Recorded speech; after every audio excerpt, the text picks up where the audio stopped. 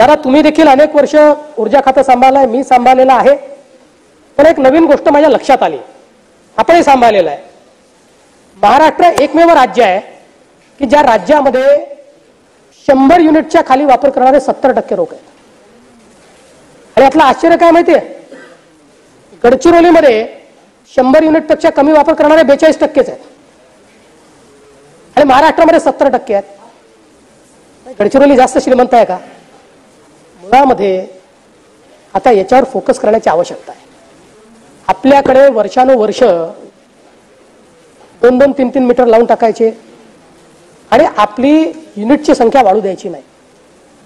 Average देशामध्ये जर आपण बघितलं तर महाराष्ट्र तर देशामधले तुलनेनं म्हणजे श्रीमंत नाही म्हणतात पण तुलनेनं बरं राज्य आहे. देशामध्ये आपण जर बघितलं तर वेगवेगळ्या राज्याचं मी बघत होतो, 100 युनिटच्या आतले कुठे 50% आहे, कुठे 40% आहे, पण महाराष्ट्रात 70% आहे.